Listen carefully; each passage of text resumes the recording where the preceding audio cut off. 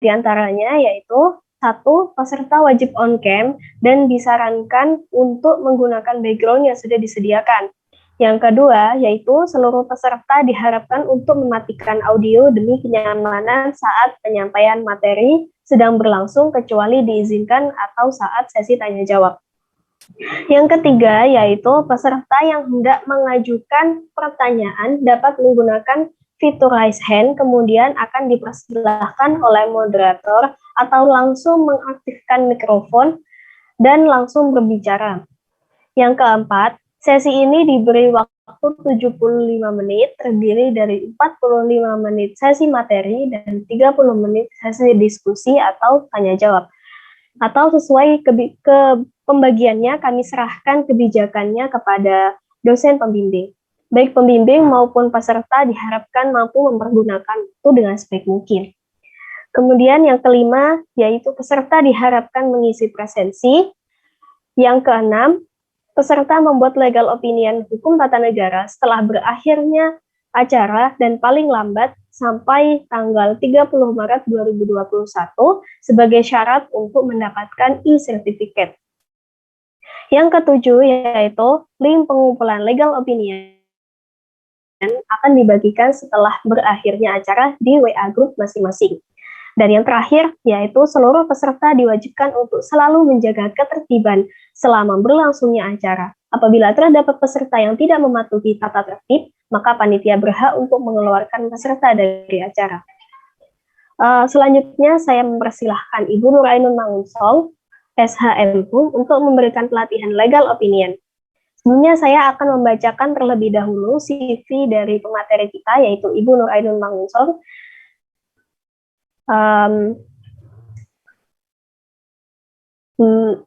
Untuk share screen-nya.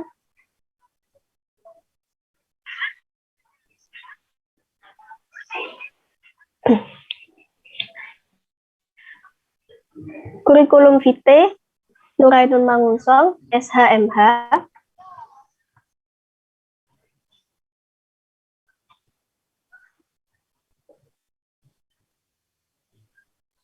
Nama lengkap, Nurainun Mangunsong, SHMH. Tempat tanggal lahir, Jatuhan Golo, 10 Oktober 1975. Bidang keahlian, Hukum Tata Negara Perbandingan.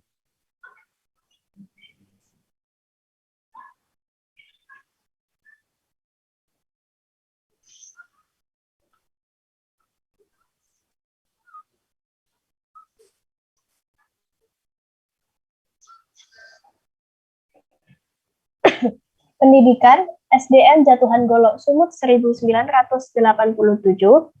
MTSN Pondok Pesantren Darul Ulum Sumut 1993,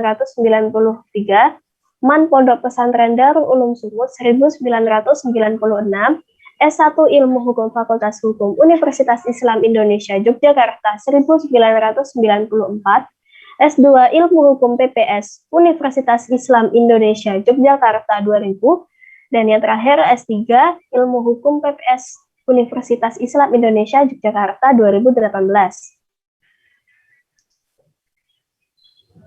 Next.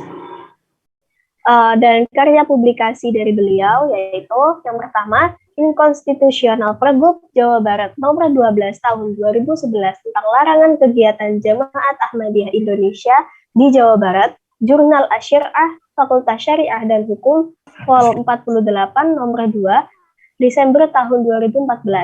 Yang kedua, Pengantar Hukum Kebijakan Publik, Editor Nusa Media Bandung, Februari tahun 2015.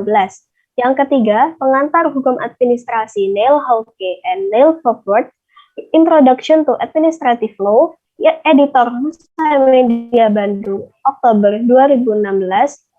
4.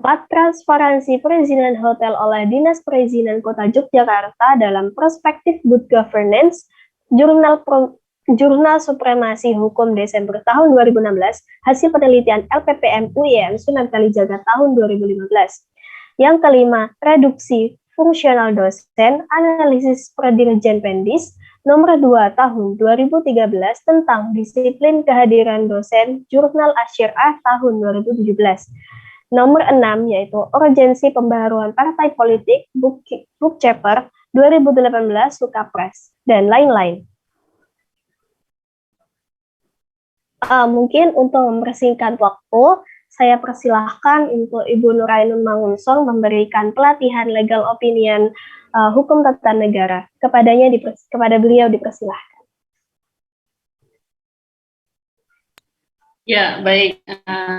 Terima kasih pada moderator Mbak Fariza ya. Ya, Ya, Ibu. Mbak Fariza Zakia. Mbak Fariza yang ngehubungin saya itu ya, panitia ya? Bukan? Bukan ya? Oh, bukan. Oh, bukan. Baik. Karena saya belum nggak kasih nama di di WA itu. Baik. Terima kasih pada moderator yang memberikan kesempatan kepada saya, satu kehormatan ya kepada saya untuk memberikan materi legal opinion yang sebenarnya kalau berdasar kompetensi profesi, terus terang ini bukan profesi saya gitu ya, karena saya bukan seorang praktisi, saya seorang akademisi gitu. Nah, karena itu nanti sudut pandang saya itu tentu terbatas pada dunia tidak pada dunia praktisi, tetapi lebih pada dunia akademisi. Jadi sudut pandangnya teoritik gitu ya. Jadi mungkin ke depannya untuk pelatihan legal opinion ini lebih baik memang kalau backgroundnya itu praktisi. Jadi ilmunya itu lebih cetar gitu ya. Kalau Pak Faisal mungkin sangat representatif karena beliau di samping dosen juga praktisi. Ya, mudah-mudahan nanti saya sedikit bisa memberikan harapan teman-teman, kendati pun tidak terlalu berharap, nanti kecewa gitu ya.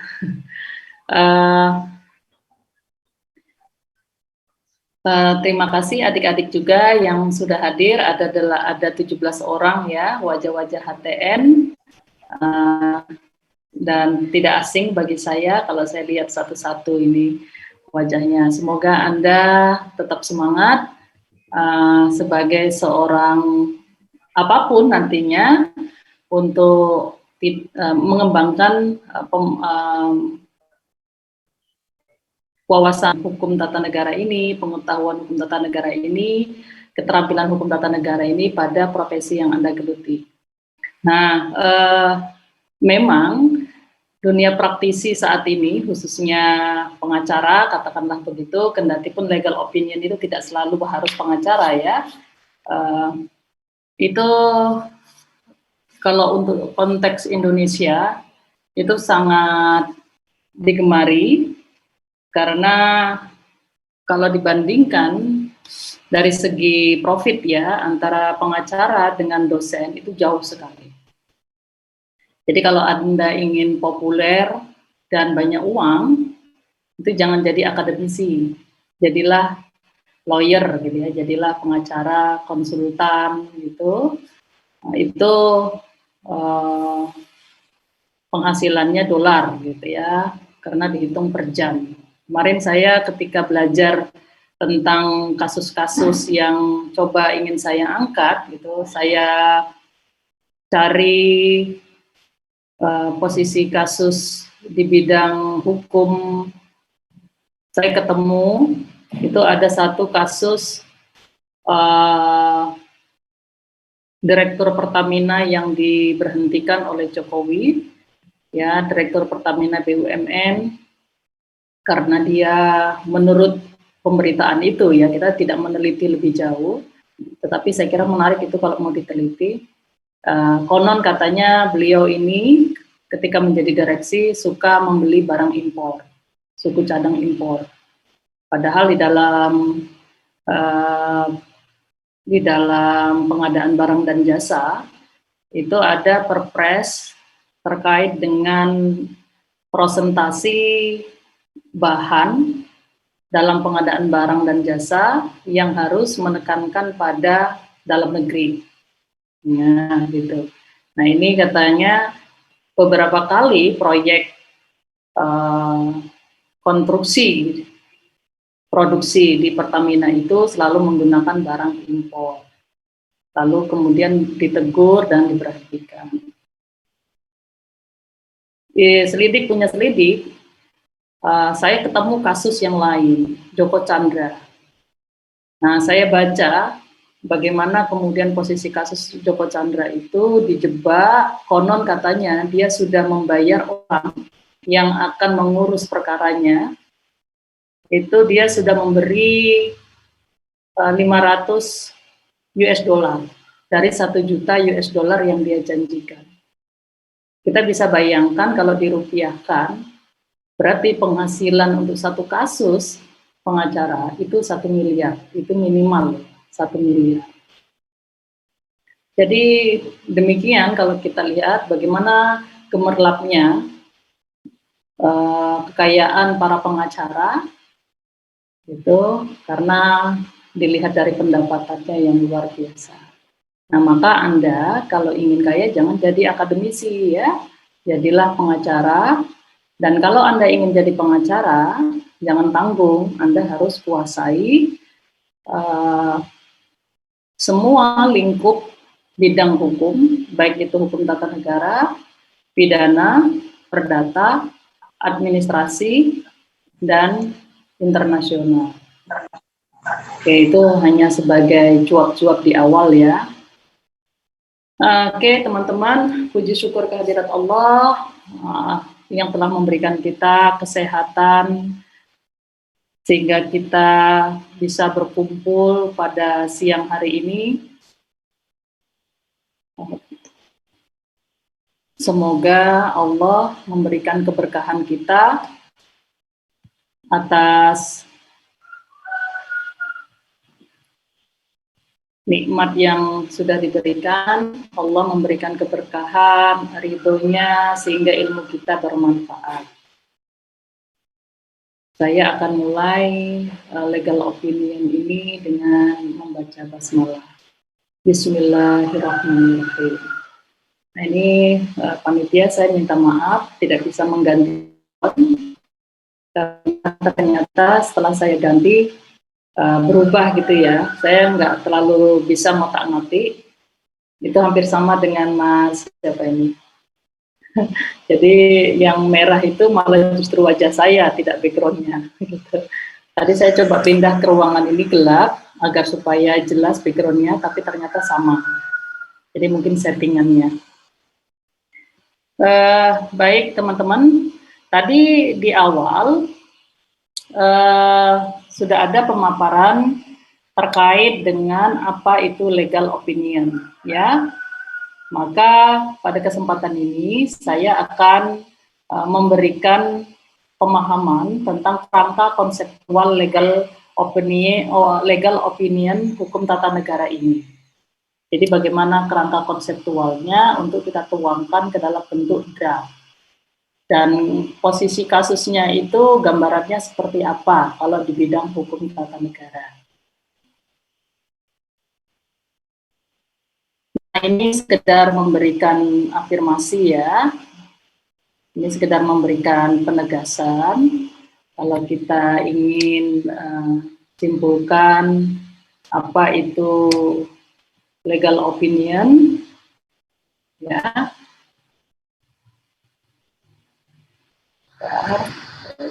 Oke.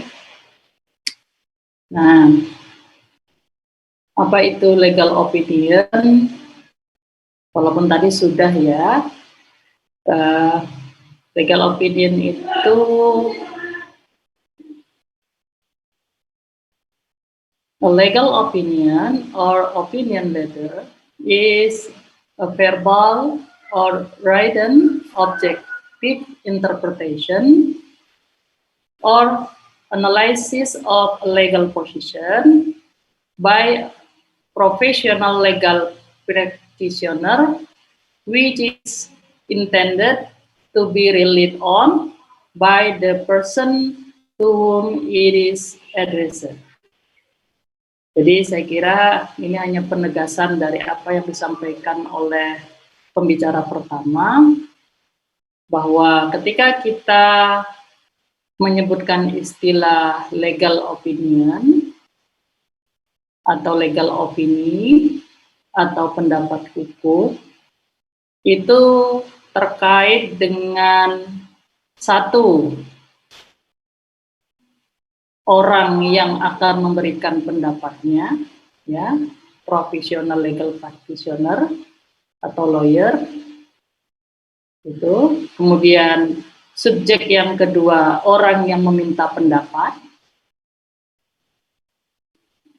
Yang ketiga, ada kasus, gitu ya, ada kasusnya, pasti ada permasalahannya, nggak mungkin dia datang dengan kotak kosong.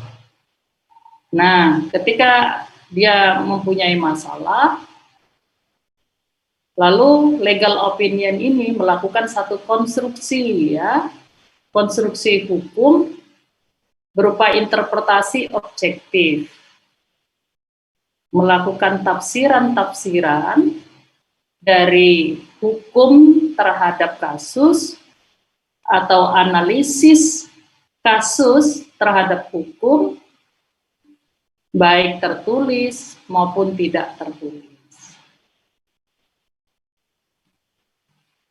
Jadi produknya itu adalah tadi konstruksi hukum dari kasus yang nanti itu akan digunakan sebagai pedoman pengambilan keputusan oleh orang yang meminta pendapat.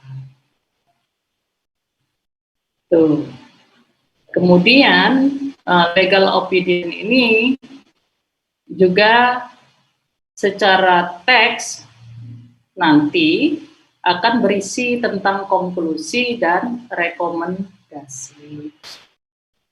Itu sederhananya legal opinion. Maka legal opini ini kalau kita lihat dari unsur-unsurnya, itu sebenarnya tidak asing bagi kita, ya. Karena sehari-hari kita ketika melihat kasus di televisi, di portal berita online, itu ada semacam dorongan kita, ya, rangsangan pada diri kita untuk memberikan argumen, pendapat. Apa bedanya? Nah, bedanya kalau berita, kasus-kasus atau posisi kasus yang ada di berita yang kita baca, sifatnya general, umum, gitu. Sementara legal opini yang diminta pada kita secara kelembagaan atau secara personal dari seseorang itu sudah bersifat spesifik, sehingga kita memerlukan satu metode dalam membuat legal opini.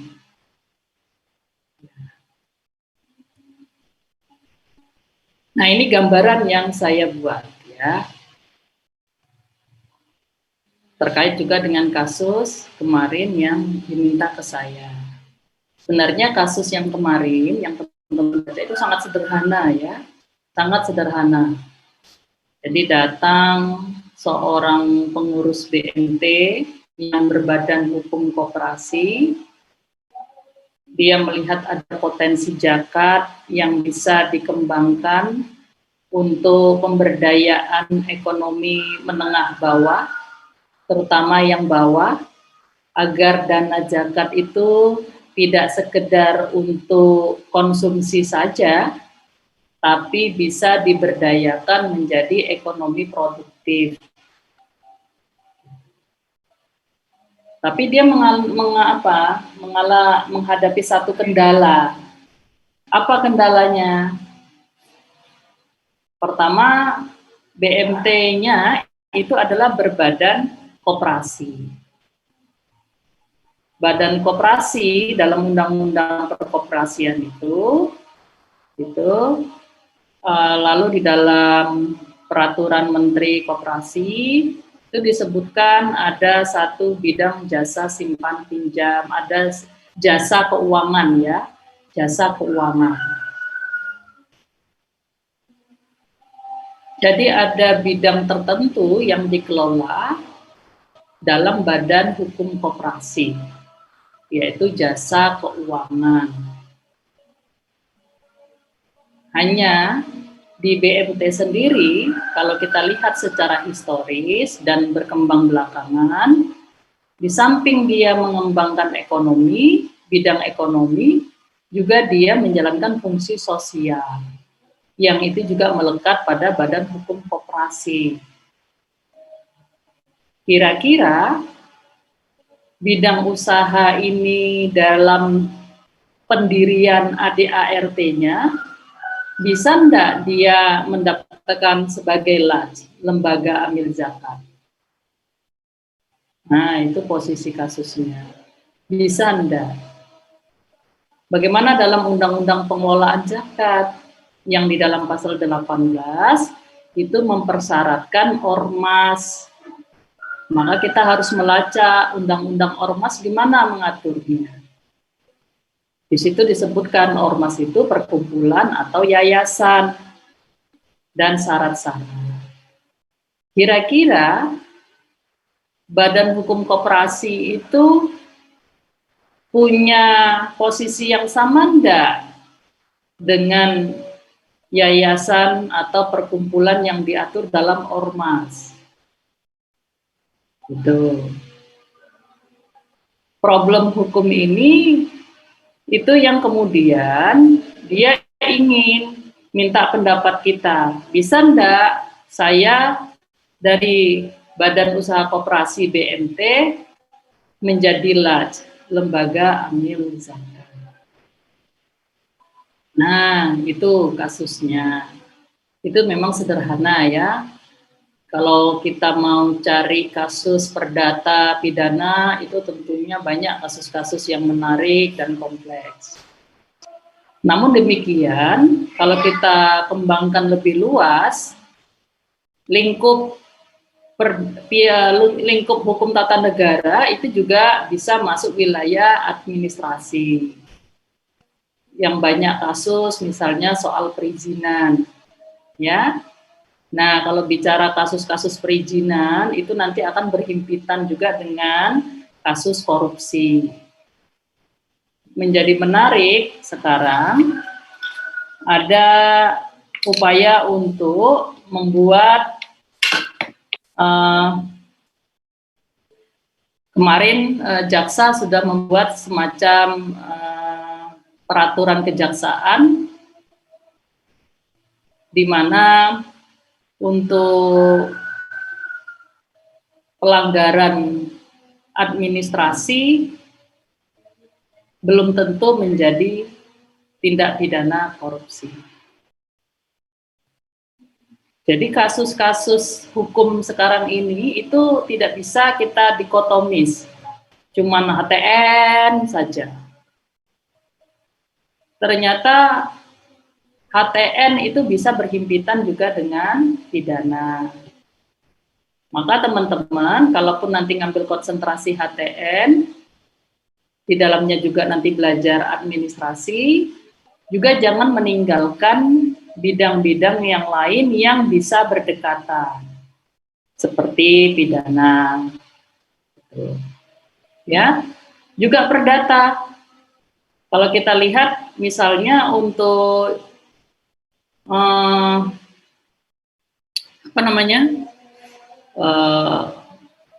BPJS, ya, BPJS itu dasarnya adalah kontrak. Bagaimana pemerintah daerah untuk memberikan akses BPJS menengah ke bawah, maka dasarnya Pemda itu kontrak dengan BPJS. Jadi dasarnya itu adalah perdata. Nah, bagaimana implikasinya kalau salah satunya tidak memenuhi kewajibannya. Ini kan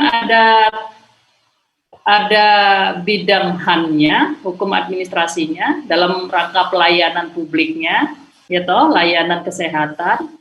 Tetapi untuk memberikan layanan kesehatan yang seharusnya itu tugas pemerintah daerah, dia tidak bisa melakukannya sendiri. Dia harus menunjuk badan usaha, PT, BUMN untuk menyelenggarakan layanan asuransi kesehatan. Itu kalau di dalam HAN kita bahas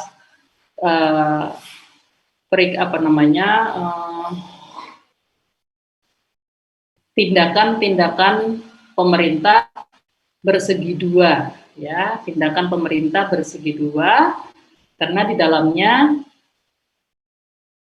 penyelenggaraan pemerintahan harus didasarkan pada ikatan perdata atau kontrak. Itu, jadi kita harus buka wacana kita untuk bagaimana di dalam memahami posisi kasus harus dilihat lebih dalam, gitu ya, dan juga mana rumpun-rumpun keilmuan yang terkait dengan itu. Nah, ini di dalam gambar ini, ya, saya memperlihatkan adanya satu peta hubungan antara ini lawyernya di sini, ya, lawyer itu, kemudian di sini klien, ya, ini katakanlah posisi kasus yang dimintai pendapat. Bagaimana proses legal opinion ini berjalan? Untuk menyusun legal opinion atau legal opini, kita perlu melakukan beberapa langkah, ya. Yang pertama, pemahaman terhadap kasus itu harus fokus. Tuh, harus fokus. Ya, jadi jangan kemana-mana. Kira-kira apa sih masalahnya yang diajukan klien kita? Ya. Kalau dalam hal kasus permohonan pendirian sebagai lembaga amil zakat, pas kira-kira ini isu apa? Ya, berarti terkait dengan isu pendirian sebagai atau isunya adalah terkait dengan persyaratan, ya, persyaratan pendirian sebagai lembaga amil zakat. Pasal 18 itu menyebutkan syarat-syarat yang belum terpenuhi oleh BMT. Itu. Jadi kita fokus ke sana. Lalu gimana caranya? Kan gitu. Setelah kita fokus terhadap masalah, kita sudah tahu isunya, ya, isu yang muncul. Apa itu isu? Isu adalah terkait dengan problem yang terkait dengan permasalahan-permasalahan hukum yang muncul. Gitu. Dari permasalahan hukum itu kita lihat peraturan perundang-undangannya mengatur tidak. Nah, kalau mengatur bunyinya itu jelas atau samar-samar. Gitu. Kalau dalam hal ini adalah pasal 18 Undang-Undang Pengelolaan Zakat. Kemudian yang kedua, apa yang perlu kita lakukan? Riset istilah. Gitu ya. Apa riset istilah? Misalnya kita menemukan pengelola zakat. Kita menemukan istilah zakat. Kita menemukan istilah amil, ya. Kita menemukan istilah apa lagi? Lembaga keuangan mikro syariah. Dalam hal ini BMT. Ada beberapa istilah-istilah yang kita temukan di situ, yang itu harus kita lacak. Istilah itu berdasarkan kamus dan peraturan perundang-undang artinya apa? Gitu. Ini perlu untuk pembatasan pengertian. Kemudian yang kedua, kita mengumpulkan peraturan perundang-undangan yang terkait. Apa peraturan perundang-undangan itu? Nah, ini misalnya, ya, kita menemukan undang-undang terkait dengan BMT ini. Kita pengen tahu, BMT ini Badan Hukum Koperasi. Dia bisa melakukan usaha apa saja, fungsi apa saja.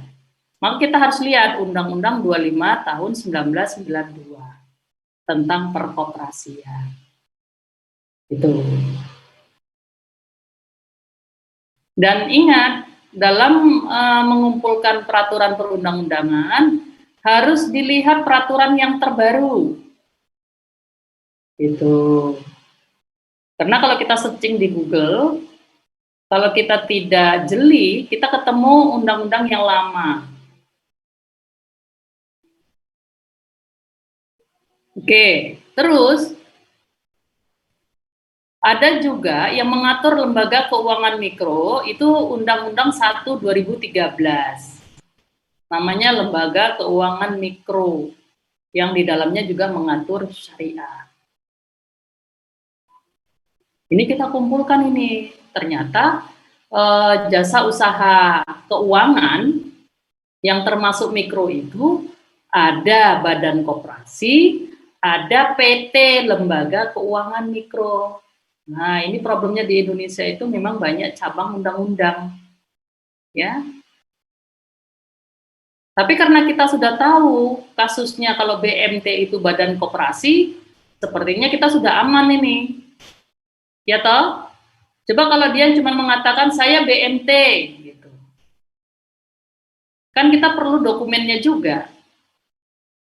Kira-kira ini BMT apa ini? PT atau koperasi? Karena nanti BMT itu ada 2 undang-undang. Bahkan kalau Anda mau ngelacak, ada juga BMT itu yang didirikan dengan yayasan. Undang-Undang 28 tahun 2004. Itu. BMT itu bisa yayasan, bisa badan hukum koperasi, bisa PT. Tapi ada perbedaan di antara 3 ini. Monggo nanti kalau Anda juga mau meneliti skripsi, boleh ini diteliti ya, dari pendiriannya. Ada sih artikel yang sudah nulis tentang itu. Kalau mau nulis skripsi nanti bisa ditindaklanjuti. Kira-kira artikel itu kemarin sampai di mana, Anda bisa tindak-lanjuti. Nah, jadi nanti ada undang-undang lembaga keuangan mikro. Tapi kita sudah tahu nih posisi kita tuh di sini ya, di Undang-Undang 25 1992. Nah, kemudian kita perlu melihat Undang-Undang 23 2011 tentang pengelolaan zakat. Nah, di dalam Undang-Undang Pengelolaan Zakat, ini disebutkan dia harus berbentuk ormas. Harus berbentuk ormas, organisasi masyarakat. Di dalam undang-undang, maka kalau kita mau harus berbentuk ormas, ya, kita juga harus mengacu Undang-Undang 17 2013 tentang ormas. Jadi orang hukum itu ya kerjanya begini, mengumpulkan peraturan perundang-undangan begini. Itu dikumpulkan undang-undang pengelolaan zakat, di dalamnya harus ormas. Apa sih ya ormas itu? Anda harus lihat Undang-Undang 17 2013. Ternyata ormas itu bisa perkumpulan, bisa yayasan. Oh, saya harus lihat nih Undang-Undang 28 tahun 2004 tentang yayasan. Gitu. Terus tidak seorang praktisi ya yang akan memberikan legal opini, dia tidak cukup mengumpulkan peraturan perundang-undangan saja, tapi juga harus lihat ada enggak putusan pengadilan yang terkait. Nah, Di sini saya menemukan putusan MK nomor 86 PUU 2012. Ternyata ada nih uji materi pasal 18. Itu Anda harus kumpulkan. Tidak hanya putusan MK ya, Anda juga harus riset, coba ditengok ada enggak putusan Mahkamah Agung misalnya. Ya. Putusan PT UN misalnya. Bisa jadi itu sudah ada putusannya. Maka tugas kita itu adalah mengumpulkan semua dokumen hukum itu, dokumen peraturan perundang-undangan ya. Satu, peraturan perundang-undangan, yang kedua, putusan pengadilan, yang ketiga itu sekarang termasuk kode etik. Ya, kode etik ini juga termasuk yang harus kita perhatikan. Itu. Terus kalau nanti misalnya ada kaitannya dengan perjanjian-perjanjian internasional, misalnya soal hibah, ya, HAM, nah itu juga kita harus lihat dokumen internasional. Terus ada PP 14 2014 tentang pelaksanaan Undang-Undang Pengelolaan Zakat. Ini, jadi kita harus mengumpulkan ini. Karena ini kasusnya sederhana, ya, tampaknya ini saja sudah cukup. Terus nanti peraturan perundang-undangan dan putusan Mahkamah Konstitusi ini kita pilah dan pilih, gitu ya. Kita pilah dan pilih, kemudian disistematisasi, diurut mana yang langsung terkait, mana yang tidak terkait. Yang tidak terkait buang. Yang terkait mana dulu? Kalau misalnya ini mana dulu ini? Yang terkait. Satu, perkoperasian, ya toh? Dua, pasal 18, 23, 2011 tentang pengelolaan zakat. Kemudian apa lagi? Tentang PP nomor 14 2014 tentang pengelolaan zakat. Nah, sebenarnya di dalam Undang-Undang Koperasi ini juga ada Permenkop ya, nanti bisa dimasukkan. Gitu. Terus putusan Mahkamah Konstitusi. Baru Undang-Undang 17 2013 tentang ormas dan yayasan. Tapi karena yayasan koperasi itu bukan yayasan, otomatis yayasan di DEL buang. Nah, gitu caranya ya. Masih sederhana itu. Nanti kalau kasusnya lebih pelik, maka kita bisa mengumpulkan puluhan bahkan ratusan peraturan perundang-undangan. Kemudian tadi sudah disistematisasi, kemudian ada enggak pendapat ahli yang terkait yang bisa dirujuk untuk menguatkan pendapat kita nanti. Ini saya ambil metode-metode ini dari beberapa referensi ya, dari bukunya Pak Arif Sidarta tentang penalaran hukum penalaran. Monggo kalau teman-teman mau baca itu bagus sekali ya. Penalaran hukum penalaran. Terus di beberapa materi pembelajarannya yang dia display online, Anda bisa juga searching itu ada. Terus di YouTube itu ada saya ambil beberapa pelatihan juga termasuk, walaupun yang untuk pelatihan model orang Indonesia itu dia tidak ini ya, pendampingannya itu tidak teknis sekali, tapi dia seperti tanya jawab saja. Kalau Anda mau lihat YouTube yang legal opinion itu malah yang dari luar negeri, itu yang bagus. Mereka mengajarkan kita lawyer-lawyer kelas internasional, memberikan satu pendapat hukum tapi kelasnya internasional. Nah ini saya dapat termasuk seperti riset istilah. Banyak riset-riset istilah, nanti kalau Anda misalnya jadi lawyer kelas internasional, itu ya, pengguna atau gini, perusahaan-perusahaan perusahaan di dalam negeri, tapi dia merupakan joint venture ya, seperti apa investasi kerjasama, itu mereka kadang meminta pendapat hukum dari bahasa Indonesia, tetapi mereka nanti juga minta dirangkap dalam bahasa Inggris. Kalau di Indonesia di pengadilan, kalau misalnya perusahaan itu digugat, maka biasanya yang dipakai dokumen yang sah itu dari pendapat hukum kita yang bahasa Indonesia. Tapi kan juga mereka ingin punya pedoman dalam bentuk bahasa Inggris. Nah, maka lawyer itu dia harus punya istilah baku dalam penggunaan kata-kata yang dituangkan dalam draft legal opinion. Kemudian susun permasalahan secara sistematis. Nah, ini tadi posisi kasusnya itu diurai gitu ya, secara sistematis. Bagaimana kronologis kasusnya. Itu kita harus jelaskan itu di dalam draft legal opinion kita. Nah, formatnya itu beragam ya. Ada yang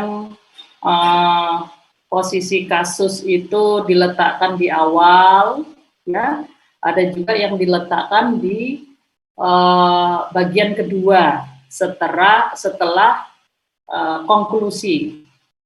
Jadi kalau legal opini itu misalnya banyak, gitu ya. Misalnya apa? Misalnya 20 halaman misalnya ya.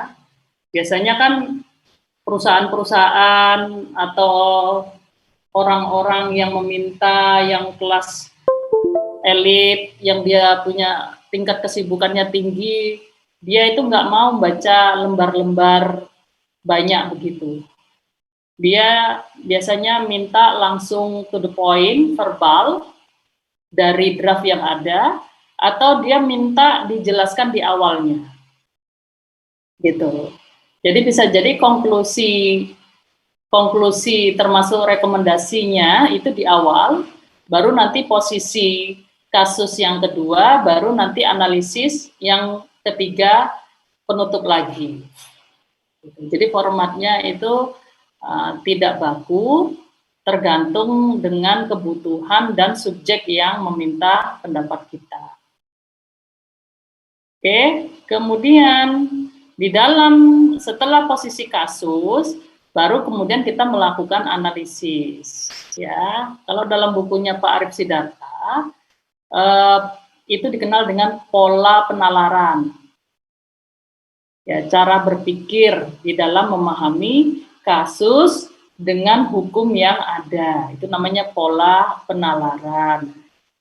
Nah, pola penalaran itu ada yang bersifat deduktif, kalau kita menggunakan pendekatan normatif, ada pendekatan induktif, kalau itu kasus dan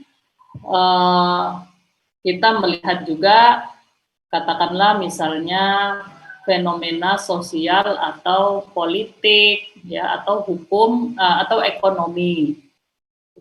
Nah, kalau kasus-kasus itu nanti biasanya bersifat induktif, ya, dia bersifat induktif dari kasus, lalu kita cari aturan-aturannya, itu. Jadi polanya biasanya dengan pola induktif. Nah, yang kedua, setelah kita menggunakan pola induktif, ya, analisis kasus, lalu cari hukumnya, frame, kerangka berpikir kita itu apa? Nah, itu ya, kerangka berpikir kita itu kita harus bisa memahami apa, yaitu apakah kita menggunakan kerangka berpikir yang normatif, positif, atau kerangka berpikir yang sosiologis, itu. Tapi umumnya di Indonesia kerangka berpikirnya itu adalah positif, ya, yaitu mengacu pada peraturan perundang-undangan dan putusan hakim yang ada. Nah, kalau kerangkanya normatif, maka Anda di dalam memahami peraturan itu harus menggunakan tafsiran-tafsiran. Tafsirannya misalnya, kalau di dalam pasal 18 Undang-Undang Pengelolaan Zakat, di situ disebutkan pendiri lembaga amil zakat itu adalah ormas, organisasi masyarakat, ya toh. Kemudian organisasi masyarakat itu bidangnya adalah bidang dakwah, pendidikan, sosial. Maka memahaminya gimana ini pasal 18 ini? Apakah memahaminya teks seperti itu? Kalau seperti itu kan berarti BMT udah nggak punya ruang ini. Nggak boleh orang BMT itu Badan Hukum Koperasi, bidangnya adalah bidang usaha jasa keuangan, dia tidak bergerak di bidang pendidikan, sosial dalam ADART-nya. Maka kalau kita menafsirkan secara teks pasal itu berarti udah nggak bisa. Tapi apa cukup itu misalnya? Tidak ya, kita harus meneliti lagi. Coba kita menggunakan tafsir sistematis. Kita lihat hubungan antara satu pasal dengan pasal yang lain. Ada enggak dalam penjelasannya, di situ menyebutkan ormas, ada enggak dalam pasal 18 itu, dalam penjelasan pasal 18, itu uraian yang memperjelas pasal 18. Itu harus kita lihat. Terus gini lagi, apakah pasal 18 itu syarat-syaratnya bersifat akumulatif atau alternatif? Artinya akumulatif, syarat itu secara menyeluruh harus terpenuhi. Kalau tidak, maka dia tidak boleh. Kalau alternatif, berarti salah satunya. Gitu.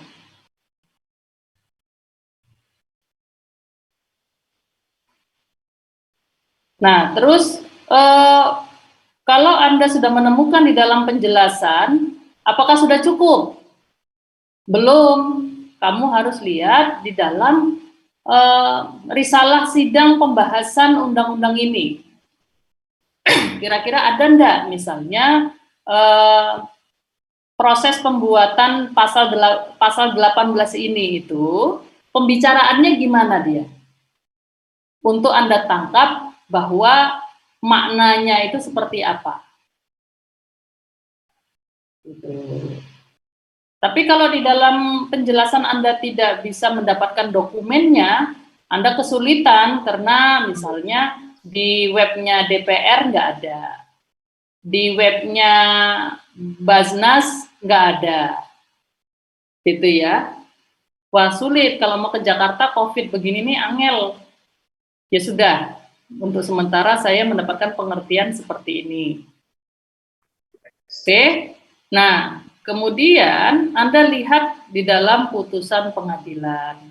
Di dalam putusan MK itu Anda baca dokumen putusan Mahkamah Konstitusi nomor 86 tahun 2012. Anda baca itu. Kebetulan mereview pasal 18 itu.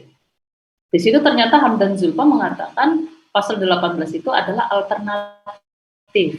Dia tidak kumulatif. Bla bla bla, Anda harus baca itu detail ya putusan itu. Nah, setelah itu ya interpretasi. Jadi memang orang hukum itu aktivitasnya itu tidak bisa lepas dari interpretasi ini. Jadi soal pemahaman ya atau verstehen, pemahaman. Nah, pemahaman kita itu kuncinya adalah pertama teks. Teksnya itu secara murni, utuh, itu bunyinya seperti apa. Oke. Kemudian yang kedua, setelah kita melihat teksnya, kemudian kita memahami yang membuat teksnya, suasananya itu seperti apa. Kalau di sini, misalnya kalau undang-undang, itu kita harus melihat perdebatan pembahasan pasal itu. Kira-kira perbincangannya itu mengenai apa, seputar apa, bagaimana. Itu. Terus, yang ketiga itu adalah konteks. Nah, konteksnya kira-kira saat ini itu bisa memberikan rasa keadilan tidak? Misalnya. Apakah pasal 18 itu bisa menjawab realitas yang ada tidak? Konteksnya itu seperti apa dengan saat ini? Nah, kalau sudah Anda bisa melihat tiga hal itu dalam sebuah proses pemahaman dari pasal, kasus yang terkait dengan ketentuan itu, baru kemudian Anda analisis dengan pendekatan tadi normatif, interpretasi sistematis, gitu. Nah, kalau sudah, Anda baru simpulkan. Kesimpulannya apa? Boleh atau tidak? Kalau boleh, apa syaratnya? Kalau tidak boleh, apa penjelasannya? Baru kemudian rekomendasi. Anda bisa merekomendasikan. Nah, ini contohnya misalnya kesimpulannya ya.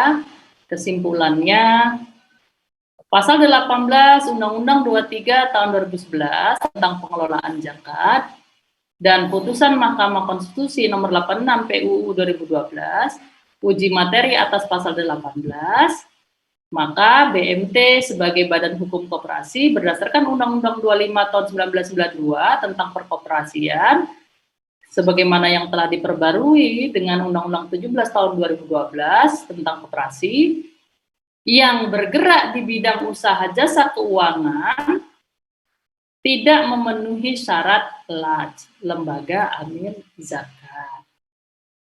Walaupun di dalam BMT secara fungsional menjalankan fungsi sosial. Nah, itu kesimpulannya.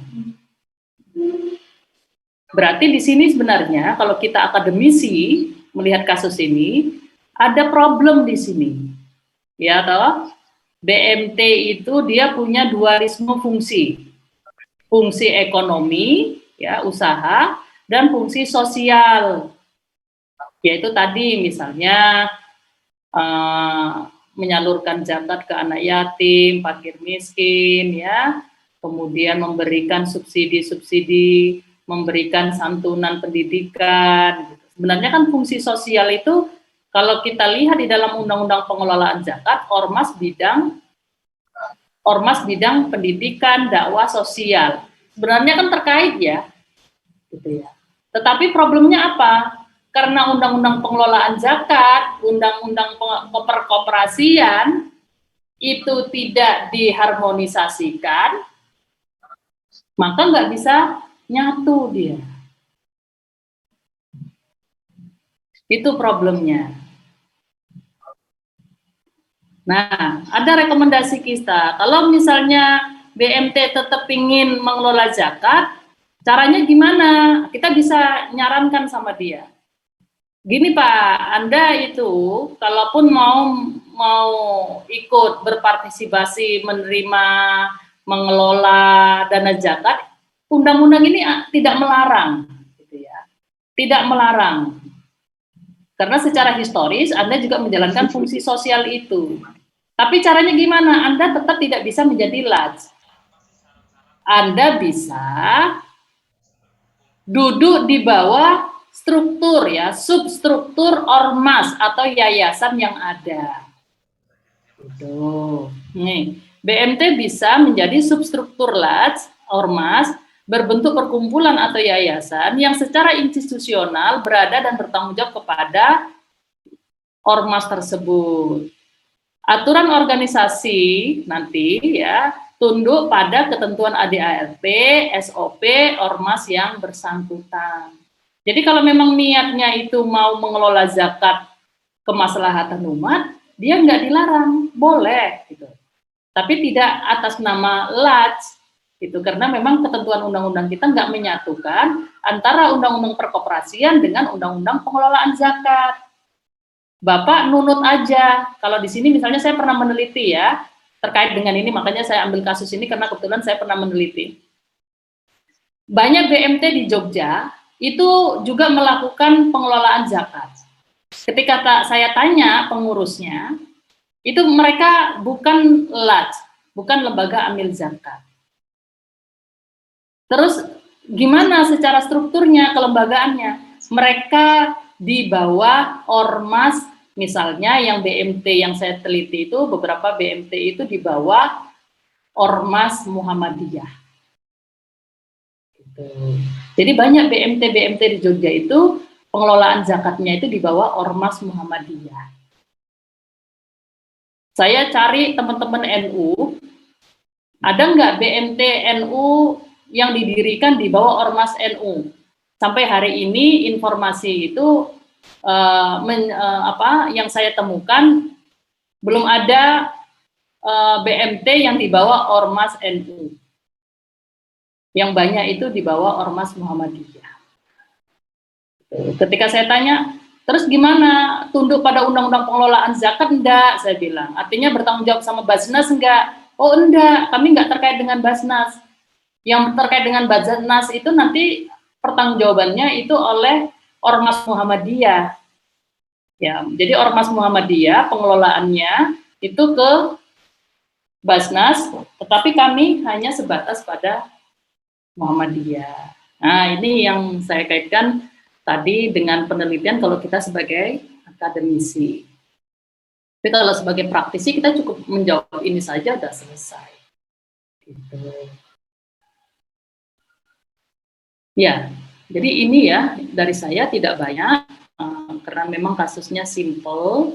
Saya sudah sebenarnya saya pernah mau memberi kasus yang ini pemberhentian direksi Pertamina itu, tapi setelah saya kumpul peraturan perundang-undangannya, saya searching ada satu perpres.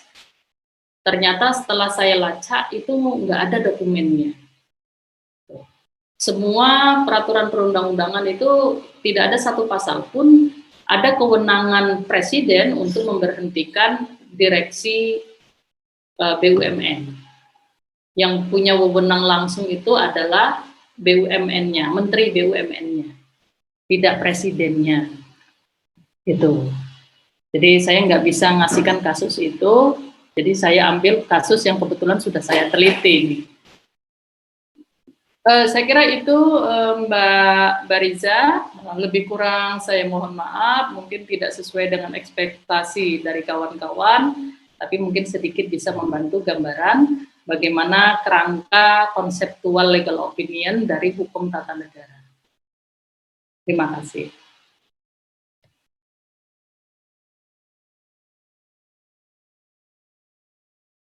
Silakan kalau ada yang mau bertanya, monggo kita diskusi.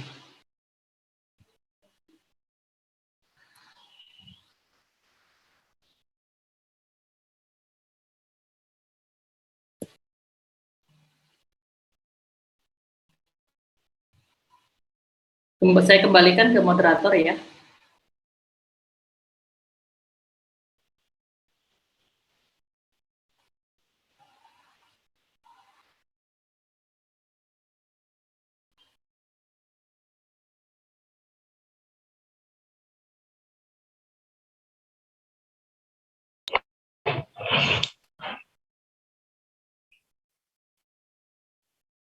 Silakan Mbak, saya kembalikan ke moderator. Oh iya, maaf, barusan sinyalnya itu agak enak. Ibu sebelumnya mohon maaf bisa memberikan contoh naskah lengkap kepada peserta. Kan setelah ini ada itu pembuatan legal opinion. Mungkin apabila ada naskah lengkap, peserta bisa lebih menggambarkan bagaimana legal opinion hukum tata negara. Kemarin kan ini ada miss sebenarnya. Kemarin sama panitianya itu saya tanyakan. Ya. Saya tanyakan, apakah saya harus membuat draftnya? Saya katakan begitu. Oh, draftnya nanti yang membuat mahasiswa, Ibu hanya memberikan gambaran tadi kerangka konsepnya aja. Nanti teman-teman lah yang menyusunnya, begitu. Itu ada cek pembicaraan saya. Memang saya beberapa kali WA sama panitia, karena saya agak miss ya terkait dengan soal ini. Apakah saya harus, kemarin juga saya tanyakan, apakah saya harus membahas kasus ini, atau saya harus membuat draftnya juga lengkap, atau nanti, karena gini, kalau saya membuat draftnya lengkap, nanti mahasiswa akan membuat juga yang sama, apa enggak nanti ini tempuk gitu. Jadi nggak ada artinya juga kalau saya buat, nanti teman-teman buat. Jadi saya memang agak miss ya, sebenarnya gambarannya seperti apa gitu itu. Tapi mbaknya juga jawabnya ngambang, makanya saya nggak buat. Asumsi saya, gambaran ini nanti dituangkan oleh kawan-kawan, nah nanti itu akan saya bahas gitu loh. Makanya kemarin saya tanyakan juga, Mbak, mana draftnya teman-teman biar saya teliti, nanti saya bahas di forum kan gitu. Oh belum Bu, gitu, itu nanti. Jadi mohon maaf, kalau yang draft itu memang belum saya buat, karena saya tadi masih miss, saya menunggu asumsi saya, nanti saya yang akan ngecek draft teman-teman, yang nanti kemudian akan saya sempurnakan gitu. Oh begitu. Makanya itu saya miss-nya. Ya sudah, nggak apa-apa kalau gitu Ibu. Ya. Mungkin untuk teman-teman ada yang perlu ditanyakan dari materi legal opinion hukum tata negara.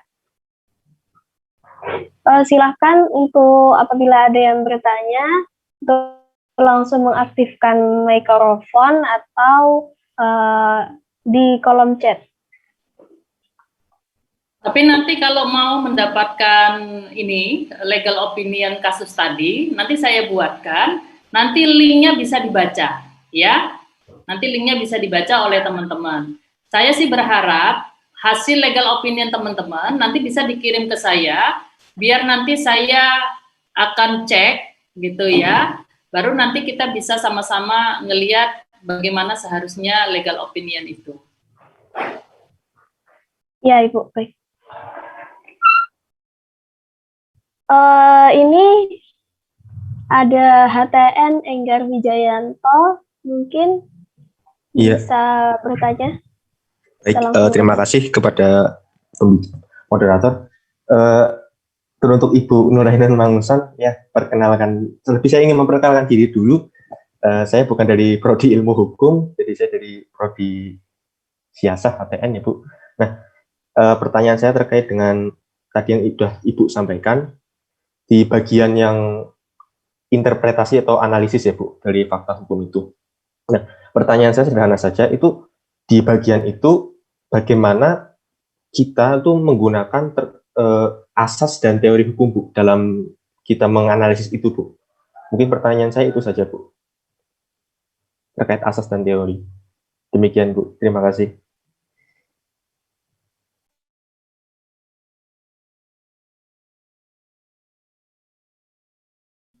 Ini mungkin ada lagi.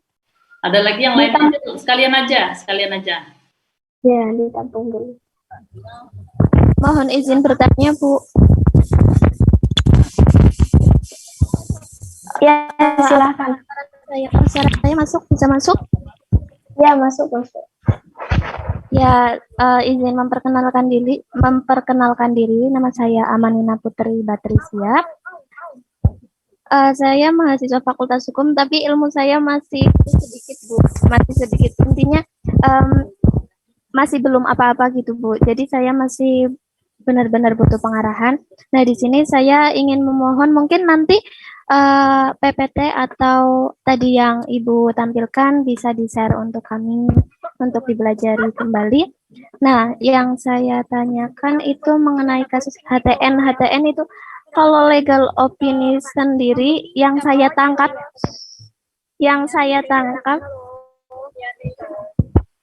loh. Bentar, Bu.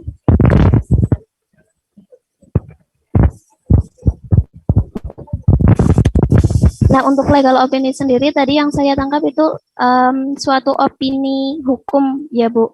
Pendeknya seperti itu. Benar tidak, Bu? Ya, Ya.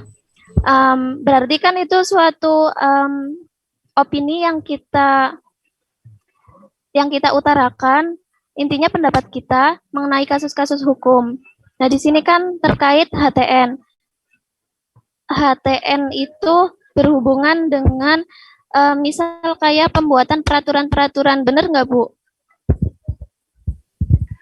tidak selalu. Oh, tidak selalu. Tapi kalau misal kita akan mengangkat, misal saya pribadi akan mengangkat legal opini mengenai pembuatan peraturan, itu masih termasuk atau tidak ya Bu?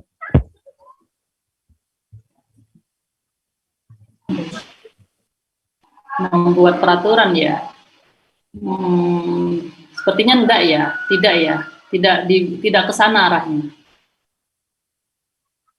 Berarti kalau misal kayak kan peraturan itu sudah dibuat terus ada yang mengajukan banding untuk suatu peraturan itu diubah karena dirasa merugikan, itu tidak bisa dimasukkan ke bagian HTN ya Bu?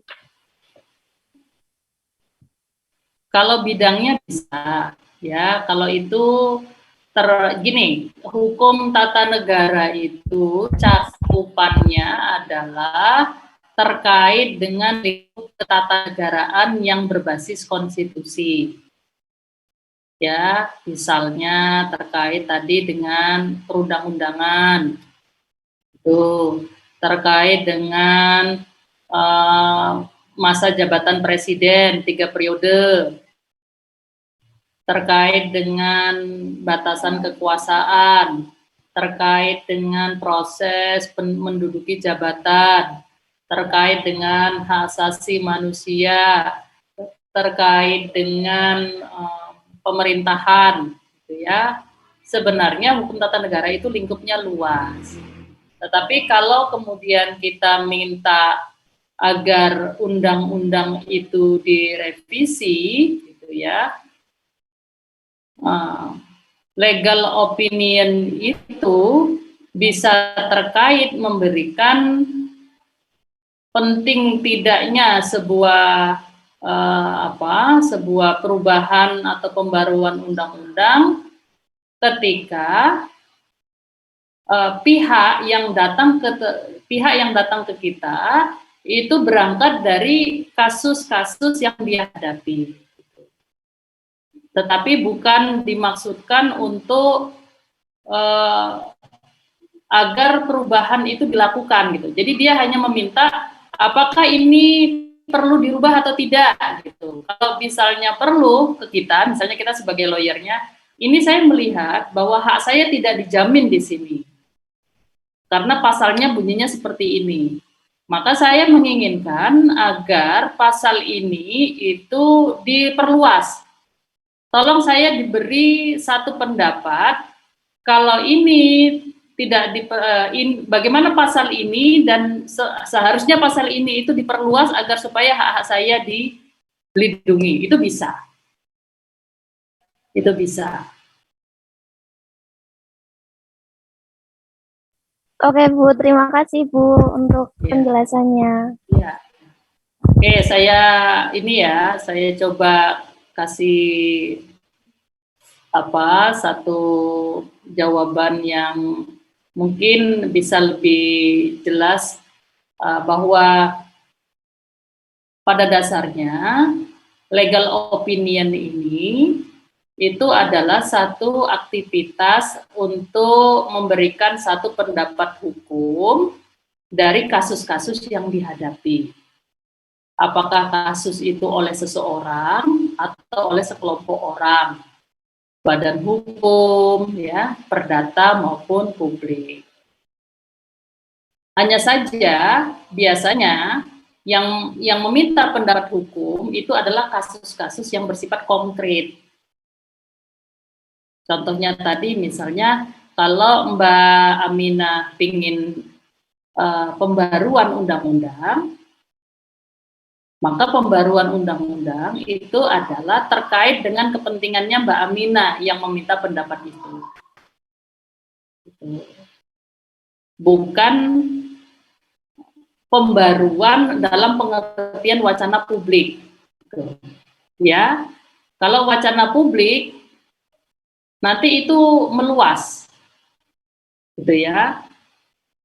Kalau dalam legal opinion itu harus dibatasi agar supaya jelas, karena nanti juga dia membutuhkan kefokusan terhadap kasus yang ingin dia tangani. Ya bisa-bisa saja kalau misalnya ingin seperti Ahmadiyah itu ya, Ahmadiyah itu misalnya kelompok Ahmadiyah di PN kalah ya karena undang-undang penodaan agama itu kan menjadi dasar penerbitan SKB 3 Menteri yang melarang Ahmadiyah. Lalu itu dirujuk oleh provinsi, kabupaten, kota untuk menerbitkan pergub, perbuk, perwal, larangan Ahmadiyah. Nah maka di PN dia kalah, di banding dia kalah, di Mahkamah Agung dia juga kalah.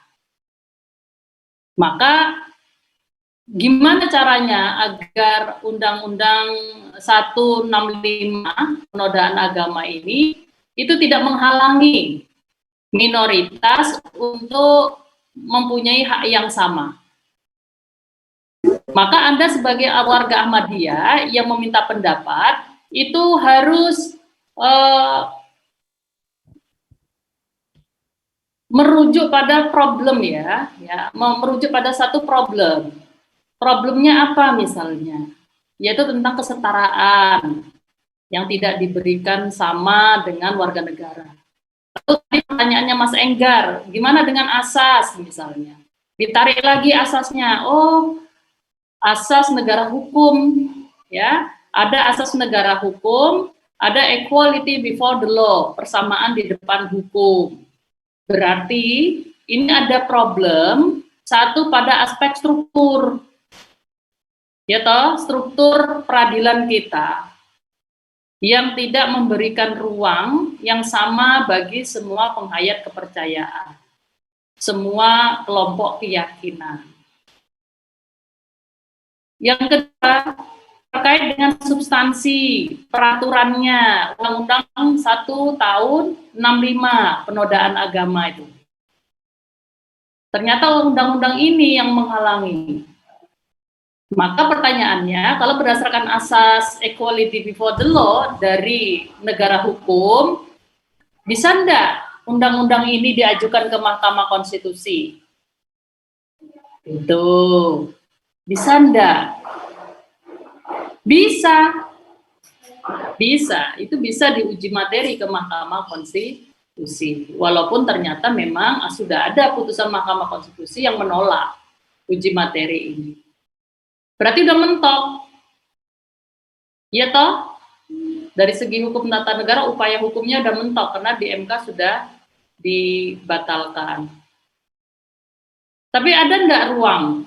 Bisa jadi ada kalau wacana apa istilahnya itu constitutional complaint itu diberikan kepada Mahkamah Konstitusi. Apa itu constitutional complaint? Hah? Apa? Constitutional complaint? Ya, setahu saya komplain soal konstitusi sih, Bu. Ya, itu dia. Komplain konstitusi yang tidak memberikan keadilan bagi seluruh warga yang dijamin pemenuhan hak-haknya. Tapi kan memang itu belum diatur, kan gitu. Nah, ini yang menurut saya tadi, kalau Mbak Aminah, jadi kalau saya mau mempersoalkan undang-undang ini agar di undang-undang ini agar misalnya diperbarui, bisa enggak Bu saya minta pendapat hukum? Ya bisa, bisa, itu masuk lingkup legal opinion. Tapi Mbak Aminah harus membatasi, adalah masalah-masalah yang terkait langsung dengan Mbak Aminah. Gitu menjadi ya. Kalau tidak menjadi masalah yang konkret, nanti terlalu luas dia, gitu ya. Itu nanti bisa masuk kalau kita mau mengajukan draft ya. Misalnya draft RUU itu bisa. Tapi nanti itu tidak masuk legal opinion dalam arti person ke lawyer ya. Kalau legal opinion secara umum dalam draft itu ya bisa. Karena legal opinion itu kan pada dasarnya pengertiannya luas.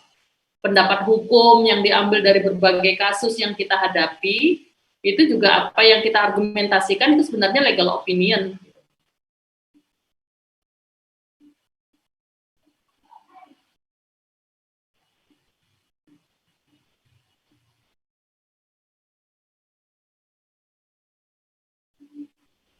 Oke, gitu. Ada lagi?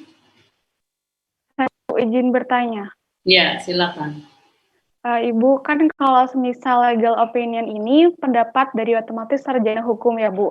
Nah, bisa nggak sih, Bu, legal opinion ini menjadi sumber hukum seperti doktrin? Dalam artian legal opinion yang sudah menjadi pertimbangan para hakim begitu, Bu. Misalkan kalau LO di pidana itu kan nanti dari PH ngasih legal opinion, terus nanti misal di pertimbangan hakim, dari itu bisa nggak sih, Bu, jadi acuan sumber hukum kayak gitu, Bu? Ya, selama ini kalau itu berkaitan dengan substansinya bisa, karena kalau sumber hukum material itu kan luas ya. Satu, doktrin itu sumber hukum material. Ajaran-ajaran tadi seperti negara hukum, kata Edgar, kalau menganalisisnya gimana dengan teori itu negara hukum misalnya, demokrasi ya, perizinan, itu kan ada teori-teorinya. Terus ada teori struktural, fungsional, yang itu nanti bisa membantu di dalam merumuskan undang-undang. Bisa. Nah, apalagi kalau legal opinion itu, legal opinion hakim, ya toh, yang sudah menjadi jurisprudensi, apalagi itu pasti, itu udah pasti. Jadi, yang namanya sumber hukum material itu sepanjang tidak bertentangan dengan satu Pancasila, Undang-Undang Dasar, kesusilaan, agama, ketertiban umum, itu bisa menjadi sumber hukum material. Kalau yang sumber hukum formil sudah tertentu. Gitu. Bisa ya, Mbak? Baik, Bu. Terima kasih. Oke. Ada lagi? Mohon maaf, Ibu. Waktu yang telah diberikan sudah cukup. Putus-putus ya?